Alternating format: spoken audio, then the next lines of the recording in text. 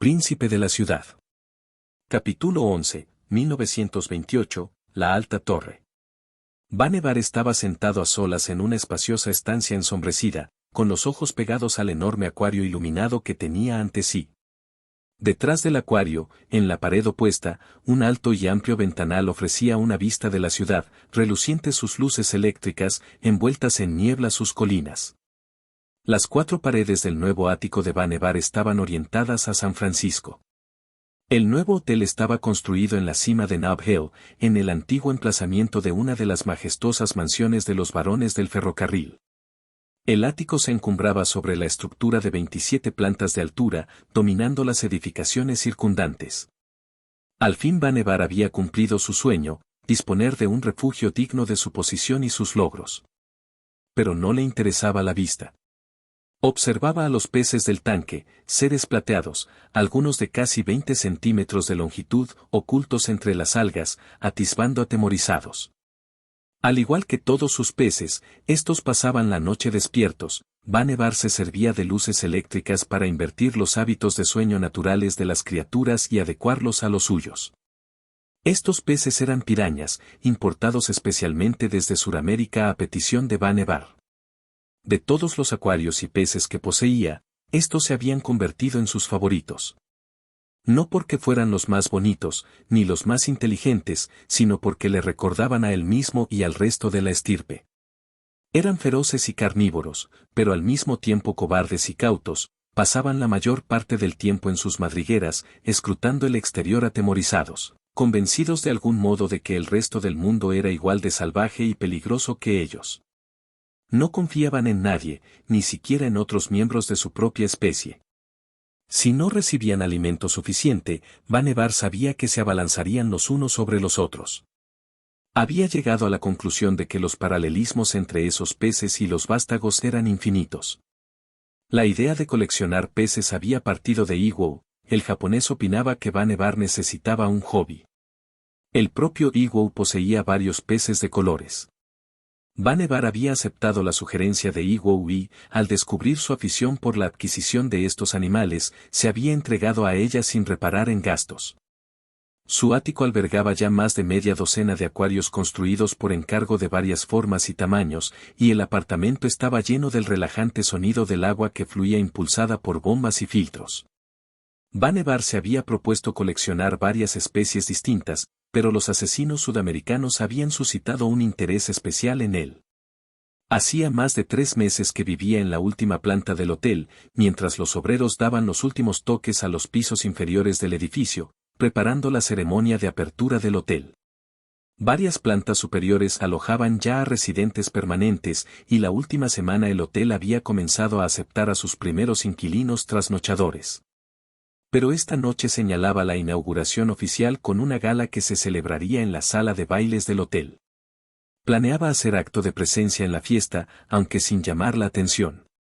Solo un puñado de personas implicadas en la construcción del hotel habían conocido en persona a Vannevar, e incluso éstas pensaban que no era sino un modesto inversor y un residente adinerado. El peso del control que ejercía Vannevar sobre la propiedad estaba oculto tras una cortina de papeleo y fachadas empresariales. El hotel de la cumbre de Nob Hill había sido su mayor logro, había marcado la culminación de la primera fase de su reinado. Había ocupado el trono, se había hecho con el control de la primogenitura y había supervisado la reconstrucción de su ciudad devastada. La ocupación de la elevada casa de azotea era un símbolo de su éxito. Ahora tenía que encontrar la manera de que sobreviviera la ciudad. Se escuchaban importantes rumores en el seno de la Sociedad Internacional de la Estirpe. El creciente número de anarquistas en Los Ángeles y otras partes de los Estados Unidos parecía suponer ahora una seria amenaza. Hacía algún tiempo que presionaban a Vannevar para que eliminara a indeseables como Dirk, pero, hasta la fecha, se había resistido a ceder a estas exigencias, arguyendo que Dirk y los anarquistas, pese a seguir siendo capaces de fomentar tumultos en la zona de los muelles, estaban más o menos bajo su mando. Las pesquisas de Nicolai acerca del atentado del día de la preparación militar habían exonerado a los anarquistas, y Dirk, como insistiera Margaret, había sido exculpado de todos los cargos. El ataque había resultado ser obra del Sabbat, que Vannevar intuía que constituía una amenaza para San Francisco aún mayor que los anarquistas. El Sabbat era una siniestra y mortífera secta de vampiros, y se oponía en muchos frentes a las acciones de la camarilla. Se decía que sus miembros practicaban la magia de la sangre y adoraban a sórdidas deidades. Circulaban historias de todo tipo acerca de ellos, aunque Vannevar dudaba que todas fueran ciertas. Una cosa era segura, hacía mucho que el Sabbat había conseguido ejercer su presa sobre México, presa que no había aflojado todavía. Se estaban descubriendo continuas evidencias de la presencia del Sabbat en la ciudad, sobre todo durante los incansables seguimientos de las actividades de Dirk y otros anarquistas por parte de Nikolai. La capacidad del Sabbat para manipular a otros vampiros era de sobra conocida, y Nikolai sospechaba que Dirk pudiera estar en contacto con ellos. Vannevar dudaba que Dirk fuese un títere del Sabbat, aunque eso no le impedía tener al Caitiff estrechamente vigilado.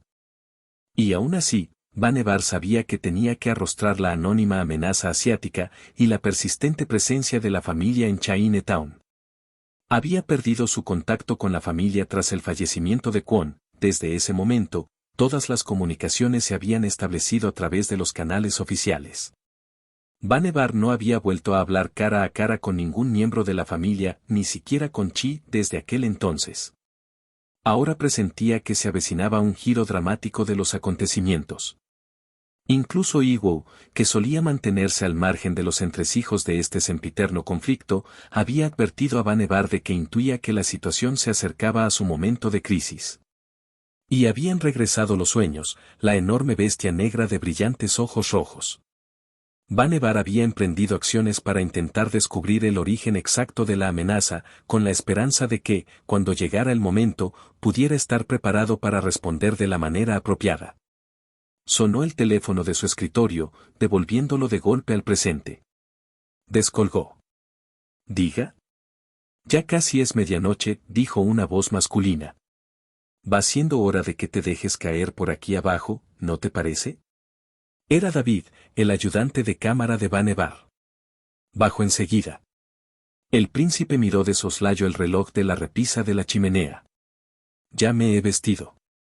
Colgó y, tras recoger la chaqueta de su smoking del pomo de la puerta, salió del apartamento y cogió el pequeño ascensor privado que comunicaba con la planta baja. Quien le había llamado era David Foster, uno de los hombres de paja de Vannevar. David, que contaba 49 años de edad, era el nieto de Daddy Foster, el joven barquero que había transportado a Vannevar y a Raleigh allá por 1849. David Foster Chu había aprendido mucho observando a su abuelo y ahora trabajaba directamente para Vannevar. Al contrario que el antiguo Daddy Foster, conocía al príncipe en persona y su secreto. Vannevar había requerido la ayuda de personas normales en su organización, gente que pudiera relacionarse con la sociedad humana con facilidad. Pero la selección de estos ayudantes tenía que ser minuciosa. El riesgo de salir a la luz era una preocupación constante. Confiaba en David sin reparos pero, aún así, se había cubierto las espaldas y, por medio de la hipnosis, había impreso órdenes en su mente para imposibilitar que revelara el secreto de Vannevar aunque se lo propusiera. Cuando hubo llegado a la planta baja, David lo recibió frente a la puerta del ascensor. «Buenas noches». El cabello rubio de David, ralo en la coronilla, estaba veteado de canas. Al igual que Vannevar, iba vestido de smoking. «Buenas noches, David. Espero que la recepción esté yendo bien». «Por el momento, muy bien. Pero hace unos minutos que apareció Delfonso y pensé que sería mejor que bajaras». «Sí. Has hecho lo correcto al llamarme». «Gracias». Delfonso estaba convirtiéndose en un peligro cada vez mayor. Los informes de Nikolai indicaban que el antiguo español ponía en riesgo la mascarada. Había perdido el contacto con la toreador Serata, que se había cansado de repente del viejo después de que su antigua, Marie Richard, abandonara la ciudad, dejando libre el puesto de primogénita de su clan en el proceso. Marie, harta de los continuos enfrentamientos con Serata, se había mudado a Los Ángeles, donde había entrado a formar parte de la industria cinematográfica. Como primogénita, Serata daba numerosos quebraderos de cabeza a Vannevar. A menudo se oponía a los planes del príncipe, impulsada más por su carácter beligerante que por ninguna razón de peso, en opinión de Vannevar. De un tiempo a esta parte, Delfonso había dado en frecuentar la compañía de algunas de las estrellas de Hollywood que visitaban asiduamente San Francisco los fines de semana en busca de fiestas y emociones fuertes. Los Ángeles, que seguía siendo una comunidad en expansión, carecía de los teatros, restaurantes y hoteles de los que disponía San Francisco. Pero la alocada conducta de la marabunta de Hollywood no contribuía en nada a conciliarlos con la ciudad.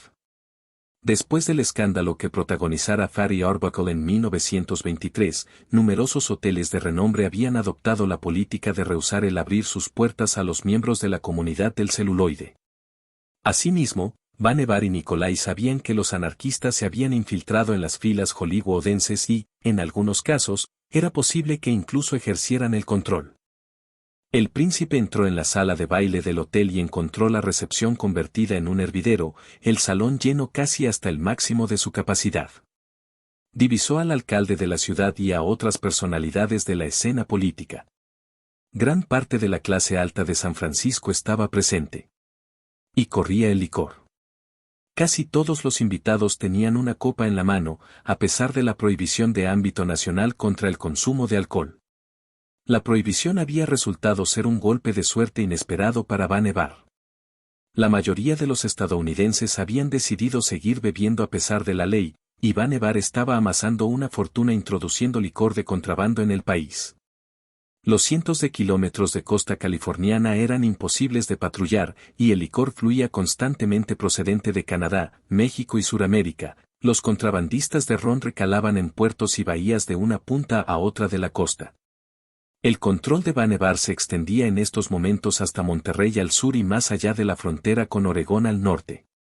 El príncipe sonrió, sabedor de que hasta el último invitado a la recepción estaba bebiendo su licor.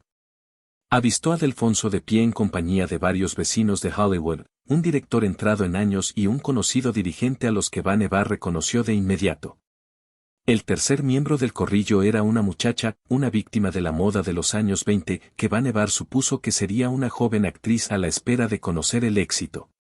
Vannevar, desde el otro lado de la estancia, captó la atención de Delfonso y asintió con la cabeza a modo de saludo mudo. El viejo español le devolvió la cortesía, antes de volver a concentrarse en sus interlocutores para proseguir con cualesquiera discusión que estuvieran manteniendo. Vannevar quería asegurarse de que Delfonso era consciente de su presencia. Quería que el viejo español supiera que estaba siendo vigilado. Vannevar todavía sospechaba que el provecto vampiro tenía algo que ver con el escándalo del asesinato de Fatty Arbuckle, cometido hacía años. David seguía junto al príncipe. ¿Tú qué pinta crees que tiene? Es difícil saberlo, contestó Vannevar. ¿Quiénes son esas personas que están con él? David se había tomado la molestia de investigar sus historiales. Hollywood, respondió David, como si esa sola palabra lo dijera todo. Han venido a pasar el fin de semana. Se supone que los tres empiezan a rodar una película la próxima semana. ¿Y la joven? Nadie importante. Una soñadora, a la espera de romper en la pantalla. Se alojan todos en el St. Francis. El St. Francis, uno de los hoteles más conocidos de la ciudad, se levantaba varios bloques colina abajo de la calle Powell. Estaba situado al otro lado de la calle frente a Union Square, en pleno corazón de la ciudad. Había sido construido poco después del terremoto para reemplazar a un St. Francis anterior que había sucumbido al incendio, causaba furor entre los visitantes de la ciudad. Vannevar era su propietario. Llama a Raleigh y dile que no pierda de vista a ese grupo. No me gusta la pinta que llevan. Riley regentaba el St. Francis, aunque lo hacía en la sombra. La clientela del hotel, exclusivamente blanca, era reticente a tratar con un gerente de hotel negro, lo que había obligado a Raleigh a disfrazarse de portero del edificio. La farsa había dado mejores resultados de los esperados, puesto que los huéspedes solían mostrarse más abiertos y menos cautos ante los empleados del servicio. Además, al trabajar en la calle, Raleigh podía vigilar la transitada Union Square y gran parte del resto de aquel importante y céntrico vecindario. Eso haré. David salió de la sala de baile para telefonear a Raleigh. Vannevar se entretuvo mezclándose con los demás invitados. Una hora más tarde, justo cuando Vannevar terminaba de conversar con un congresista de visita, oyó que alguien pronunciaba su nombre. La voz femenina le sonaba, pero al principio le costó ponerle rostro. Se dio la vuelta y se encontró con una mujer mayor de pie detrás de él. Iba bien vestida, con una estola de piel de zorro alrededor del cuello y el cabello plateado exquisitamente peinado. Rondaría los 70 años de edad. Llevaba puestos unos pendientes incrustados de diamantes y una gargantilla a juego. Vannevar intentó recordar quién podía ser, aunque tardó un instante en caer en la cuenta. ¿Clyde? Preguntó, con una amplia sonrisa iluminándole el rostro. Hola, Vannevar. ¿Qué tal te ha ido, tesoro? Los recuerdos se agolparon en su cabeza, los espléndidos bailes y fiestas en Nob Hill, los paseos en calesa por Golden Gate Park, años de vino y rosas compartidos con la joven y vivaz Clyde. Su romance había durado apenas 2 años, hasta que la muchacha abandonó la ciudad para casarse con un banquero de la costa este. Residía en Nueva York desde entonces. Ambos habían mantenido correspondencia durante algún tiempo, pero, a la larga, las cartas se tornaron menos numerosas y perdieron el contacto. Vannevar, sorprendido lo indecible, ardía en deseos de hablar con Clyde y ver cómo estaba, lejos del atestado salón. La escoltó fuera de la estancia, hasta una pequeña sala lateral en la que podrían sentarse a solas, compartiendo un pequeño sofá tapizado de cuero. La miró a los ojos, recordando aquellos días que ahora le parecían tiempos mejores, menos complicados. El semblante de Clyde estaba surcado de arrugas cubiertas por el maquillaje y había ganado algún kilo de más con los años, pero Vannevar apenas si se dio cuenta. No dejaba de contemplar a la mujer con la que había pasado tan buenos momentos. ¿Qué haces aquí?, preguntó, aún no repuesto del todo. Se sentía extrañamente nervioso delante de su antigua amante. Tenía que regresar a la ciudad por unos días y se me ocurrió venir a visitarte. Riley me ayudó a dar contigo. El marido de Clyde había fallecido hacía varios años. Ella todavía conservaba los títulos de propiedad de varios edificios repartidos por toda la ciudad y había vuelto para transferirlos a sus herederos. Una de sus hijas la había acompañado en el viaje en tren a través del país. Clyde tenía más descendientes, otra muchacha y 2 varones. Le enseñó sus retratos a Vannevar, que sonreía encantado. Les ha ido muy bien a todos ellos, comentó Clyde, dejando traslucir su orgullo maternal. No sabes cuánto me alegro. También a ti te ha ido muy bien. Tienes todo el derecho del mundo a sentirte orgullosa. La anciana que estaba sentada junto a él había desaparecido de su mente. Vannevar no veía más que a la joven que conociera tantos años atrás. Clyde habló de lo mucho que había cambiado la ciudad y felicitó a Vannevar por el estupendo trabajo que había realizado al reconstruir San Francisco a partir de las ruinas dejadas por el terremoto, pero él había dejado de escuchar. Después de un momento, habló, interrumpiéndola. Clyde, ¿te gustaría subir a mi apartamento, donde podamos estar solos? La mujer se rió igual que una cría, ruborizándose bajo la capa de maquillaje. Volvía a ser de nuevo la joven Clyde. Tesoro. Pensaba que no me lo ibas a pedir nunca. Eagle llegó al ático a la noche siguiente, invitado por Vannevar para comentar con él la inminente crisis a la que ambos creían que tendría que hacer frente la ciudad. Consideraban los últimos acontecimientos que se habían producido en el corazón del continente asiático el vaticinio de un próximo conflicto entre las potencias orientales y la camarilla. Hortator, el azteca, se había puesto en contacto con Vannevar en varias ocasiones durante los últimos meses. Hortator había advertido al príncipe de los ominosos presagios que poblaban sus sueños y visiones. El azteca no podía profundizar, le costaba interpretar las señales, pero los dos suponían que se avecinaba una confrontación de grandes proporciones. Vannevar se aplicaba con ahínco a la resolución del misterio. La investigación teórica del asunto era responsabilidad del joven vampiro Leland Stanford, que vivía en la pequeña capilla del campus de la Universidad de Stanford. Leland, estudioso esforzado y capaz, había rastreado infatigablemente la vasta colección de libros del colegio en busca de pistas que afectaran al misterioso pasado de la estirpe. La información era escasa y Leland no había conseguido descubrir gran cosa, hasta que la universidad logró adquirir un códice griego sumamente raro llamado el Libro de Nod. Este texto casi desconocido, aunque en ocasiones resultaba prolijo y difícil de descifrar, contenía muchas pistas sobre la difusa historia de los vampiros. Leland encontró un pasaje que parecía hacer referencia al problema que los acuciaba, pero, dudando de la fidelidad de su traducción, había enviado una copia a Vannevar, solicitando la opinión del príncipe.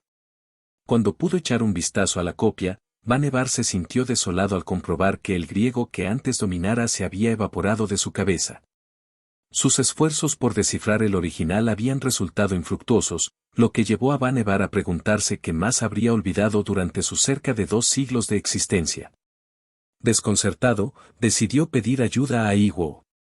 El japonés era un ferviente admirador de la mezcla de métodos que empleaba Vannevar, aunando las antiguas técnicas intuitivas con el pensamiento moderno, incisivo y racional. Pero Iwo rehusó formar parte activa de los esfuerzos de Vannevar.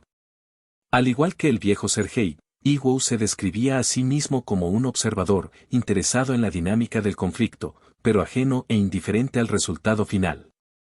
De todos modos, Iwo era amigo de Vannevar, y el príncipe sabía que, en secreto, el menudo japonés le deseaba el éxito en todas sus empresas.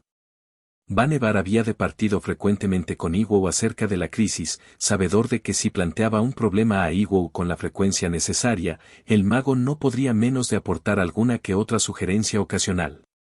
A decir verdad, esa había sido la intención de Vannevar al invitar a Iwo esta noche. Este pasaje es el que más despistados nos tiene, dijo Vannevar, sentado a su escritorio frente a Iwo. Leland ha realizado 2 traducciones, pero el significado difiere en gran medida de la una a la otra. Nos hemos quedado atascados por el momento.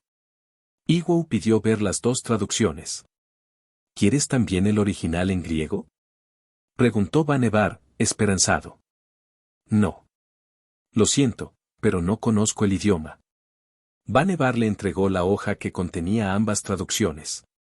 Iwo la examinó, leyéndola en silencio para sus adentros. Los hijos de Caín, Nod al este y Nadod, intraducible, combatirán algún día por la supremacía, el poder, pero en una tierra que será tanto este como oeste, donde caminarán, motivarán, los muertos, no muertos. La segunda versión era menos explícita. Los chiquillos de Caín, el oriental Nod y el occidental, Nadod, véase más arriba, se unirán un día contra la lucha por, véase más arriba, en una tierra que será tanto este como oeste. Están, muertos, no muertos, pero, ¿caminarán, motivarán? No te sabría decir, se disculpó Iwo, devolviendo el papel. La diferencia es muy sutil. ¿Los muertos, no muertos de la traducción se refieren a los vástagos? Ese es el problema. No podemos saber con seguridad a qué se refiere el original. Pero todo lo demás que habéis descubierto apunta hacia algún tipo de invasión. Me temo que sí. No tengo muchas dudas al respecto.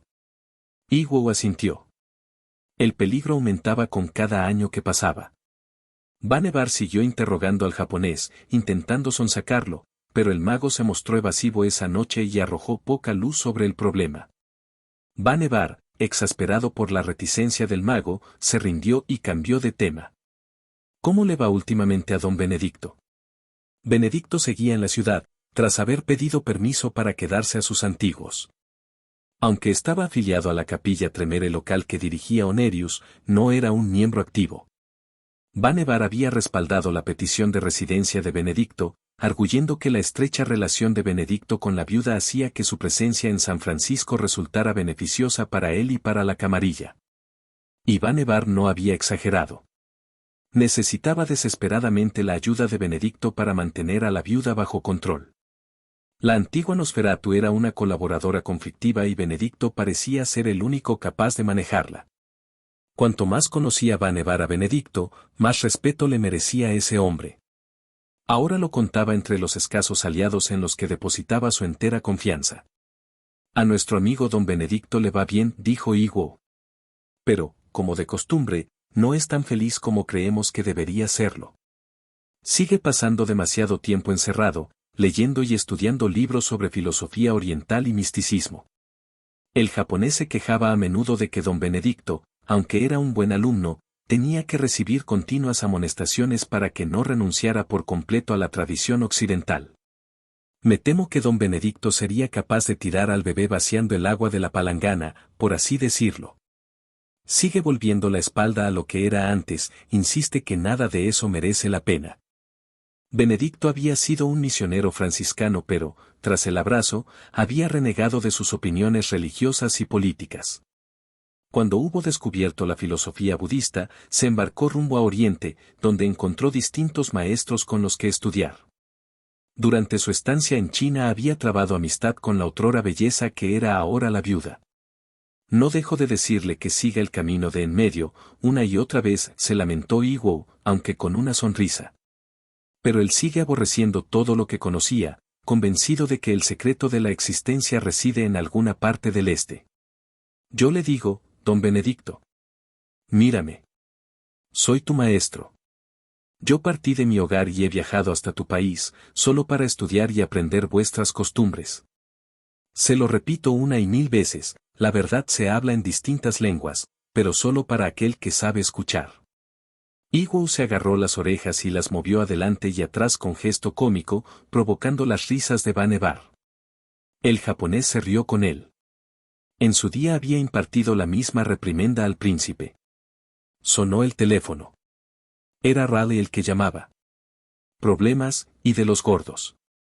Será mejor que bajes enseguida al St. Francis. Entra por la puerta de servicio. La fachada principal está rodeada por la policía. Vannevar le dio las gracias y colgó. Lo siento, Iwo. Ha surgido un contratiempo importante. Me temo que tengo que irme. No te preocupes. El japonés ya se había puesto de pie y se disponía a marcharse. Lo entiendo. El reluciente Cadillac negro de Vannevar lo esperaba en la puerta principal.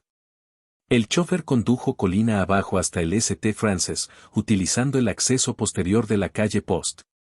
Cuando entraron en el callejón, Vannevar vio las hileras de coches patrulla aparcados frente a la calle Powell, con las luces encendidas. Riley se reunió con él en la puerta de servicio, acompañado de Nikolai. Por aquí, dijo Raleigh, en voz baja, indicando a Vannevar una escalera trasera. La policía infestaba el edificio y Raleigh no quería tropezarse con ningún agente. Abajo. Se dirigieron al segundo sótano del hotel. Hay una mujer muerta en el tercer piso, explicó Nikolai al príncipe. Asesinada. Antes la han torturado. Un par de tipos de Hollywood, un director y un actor. La policía ya los ha arrestado. Pude hablar con ellos antes de que se los llevaran. No piensan revelar nada. Sacamos a Delfonso de aquí antes de que alguien le pusiera la vista encima. El viejo español había sido cómplice de la abominación y ahora estaba retenido en el sótano del hotel. Vannevar encontró a Delfonso en una sala de calderas, sentado en una decrépita silla de madera, cabizbajo, sujetándose la cabeza con las manos. Tenía el traje empapado de sangre. Alzó la mirada cuando entró Vannevar y, al ver a su viejo amigo, intentó levantarse para saludarlo. Vannevar. Lo siento. No sé qué ha ocurrido. Dos de los hombres de Nikolai, apostados detrás de Delfonso, lo cogieron por los hombros y lo empujaron de nuevo contra la silla. Basta, dijo Vannevar. Eso no es necesario. El cuerpo de la mujer había sido encontrado atado de pies y manos a la cama, le habían arrancado el corazón. Todo indicaba a que se había tratado de un arrebato pasional de Delfonso. El viejo español solía restringir sus espantosos apetitos a las cámaras secretas de la Misión Dolores, pero esta vez les había dado rienda suelta en la ciudad y en el dominio de Vannevar. ¿Te das cuenta de lo que has hecho aquí esta noche? Preguntó Vannevar, fulminando a Delfonso con la mirada. El español lo miró, con los ojos empañados de lágrimas sanguinolentas. Movió la boca para decir algo, pero no profirió sonido alguno. Sacadlo de aquí. Asegúraos de que vuelve a su hogar. Ya me ocuparé de él más tarde. Los dos hombres levantaron en vilo a Delfonso y lo escoltaron fuera de la sala. Por el camino, Delfonso se volvió hacia Vannevar, pero el príncipe no le hizo caso. El otro está ahí atrás, dijo Nikolai a Vannevar. Había una confederada implicada, una mexicana, chiquilla de Delfonso. Vannevar encontró a la mujer atada a un antiguo mueble, retenida por gruesas cadenas. Había otros 3 hombres de Nicolai a su alrededor, con pesadas barras de metal en las manos. La cautiva había sufrido una severa paliza. Siseó cuando entró el príncipe y le enseñó sus enormes colmillos. Su rostro era repulsivo, profundos cuévanos por ojos, con el bestial semblante oculto tras una maraña de cabellos. 2 pequeños cuernos sobresalían de su frente y se curvaban sobre su testuz. La inconfundible adepta del Sabbat había mantenido su apariencia en secreto por medios mágicos. Un torrente de obscenidades brotó de sus labios cuando Vannevar se acercó a ella. La prisionera escupió al príncipe. Uno de los hombres de Nicolai dio un paso al frente y la obligó a callar de un porrazo. ¿Sabbat?, preguntó Vannevar, dirigiéndose a Nicolai. Era la primera vez que veía a una de ellos. Sin lugar a dudas. Nicolai estaba más familiarizado con la peligrosa secta, puesto que se había encontrado con ella en Europa más de una vez. Todavía no lo ha admitido, pero estoy seguro de que conseguiremos que hable. Insistid, dijo Vannevar al ruso, giró sobre sus talones y abandonó la estancia. Vannevar salió de su ático a la noche siguiente, rumbo al Ferry Building. Claire se iba de la ciudad en el último barco que cruzaba la bahía, para coger el tren que la esperaba en Auckland. Vannevar quería despedirse de ella antes de que se marchara. La mujer le había contado que probablemente ese fuera su último viaje a la costa oeste, y ambos sabían que era improbable que volvieran a verse. Esa noche estaba de servicio un nuevo chofer que reemplazaba temporalmente al conductor habitual de Vannevar. Nicolai había aconsejado el cambio y le había garantizado que el nuevo empleado había sido investigado a conciencia. Buenas noches, señor, dijo el chofer, mientras sostenía la puerta abierta para el príncipe. Su uniforme estaba impecable, sus botas altas relucían como 2 espejos. Buenas noches, sonrió Vannevar. Al Ferry Building, por favor. Muy bien, señor. El hombre cerró la puerta antes de sentarse al volante.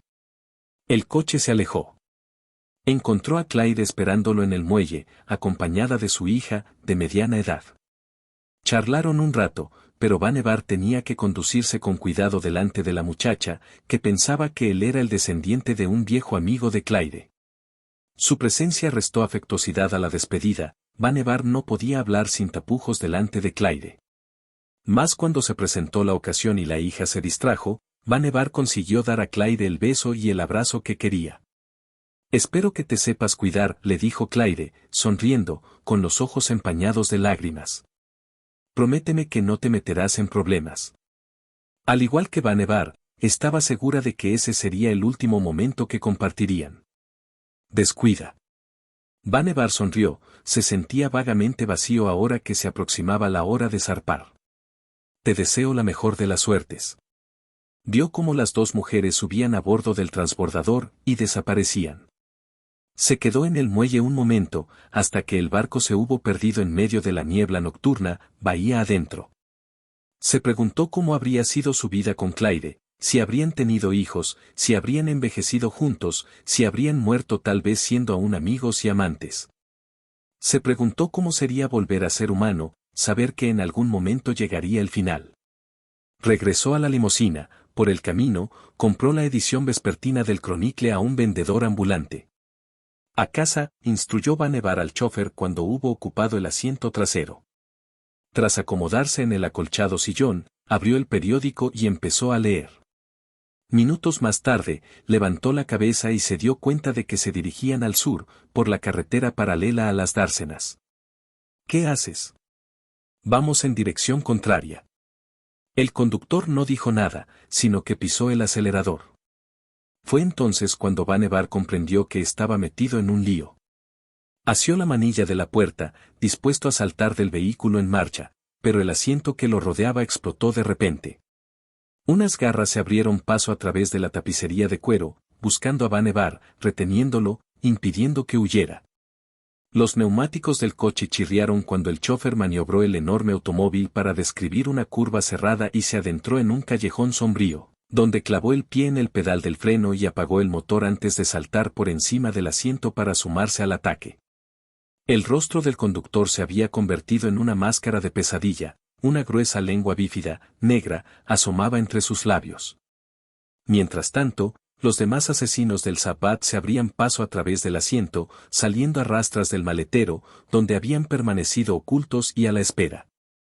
Ya se agolpaban sobre Vannevar, lo superaban en número, sus sucias garras buscaban su cara y sus ojos mientras sus colmillos se le clavaban en la carne y le extraían la sangre. El monstruoso semblante de una niña de 12 años de aspecto feroz apareció ante sus ojos, antes de zambullirse bajo su barbilla y hundirle los colmillos en el cuello. Vannevar pataleaba con ambas piernas, intentando liberarse al tiempo que pugnaba con la pequeña. Se arrojó de espaldas contra la puerta del coche, rompiendo la cerradura, la puerta salió despedida y Vannevar rodó por el pavimento. Los Sabbat se amontonaron sobre él, la niña monstruo seguía aferrada a su cuello, lamiendo con avidez la sangre que borbotaba de las heridas de Vannevar. El príncipe agarró a la niña por la barbilla y le torció la cabeza. Oyó el chasquido del cuello. Tiró a un lado el cadáver convulso, rodó y se quitó de encima a un par de atacantes, al tiempo que procuraba ponerse de pie. Pero los 3 Sabbat adultos se abalanzaron sobre él, uno de ellos blandía una afilada estaca de madera que intentaba clavar en el corazón del príncipe. Se escuchó el chirrido de unos neumáticos en las cercanías y Vannevar oyó el sonido de las puertas de un coche que se abrían de golpe y gritos de hombres. Sintió que apresaban a los atacantes del Sabbat, oyó gritos y más voces, y los rugidos de los vampiros contendientes. Alguien lo cogió del brazo y le ayudó a ponerse de pie, llevándoselo prácticamente a rastras de la refriega. Era Nikolai. ¿Estás bien?, preguntó el ruso, sosteniendo al príncipe con una mano mientras le sacudía la ropa cubierta de polvo. Sí, dijo Vannevar, llevándose una mano a la garganta, sintiendo las atroces heridas que ya comenzaban a cicatrizar y a cerrarse. Los hombres de Nikolai no tenían ni para empezar con los asesinos del Sabbat. Los mataron a todos en cuestión de minutos. No sabe cómo lo lamento, milord, se disculpó Nikolai. Hace apenas media hora que descubrimos el cadáver del chofer en un contenedor de basura y emprendimos su búsqueda de inmediato. Me alegra que llegáramos a tiempo. Nikolai se fijó en que la niña del Sabbat seguía con vida, pese a tener el cuello roto, se convulsionaba, pero no podía moverse ni hablar. Ladró una orden y uno de sus hombres la despachó. Vannevar apartó la mirada. Este ataque es una advertencia, dijo Nikolai a Vannevar. El Sabbat intenta vengar la muerte de sus amigos. Tras el exhaustivo interrogatorio de la noche anterior, la mujer del Sabbat había sido ejecutada. Vannevar asintió, lo comprendía. Llévadme a casa, fue lo único que dijo. Más tarde, ya en su apartamento, Vannevar volvía a estar sentado delante del acuario de las pirañas cuando sonó el teléfono. Sí, dijo, tras descolgar. La llamada provenía de Los Ángeles. Era uno de los hombres del príncipe Sebastián. El príncipe Sebastián me ha pedido que le llamara, señor. Me temo que tengo malas noticias.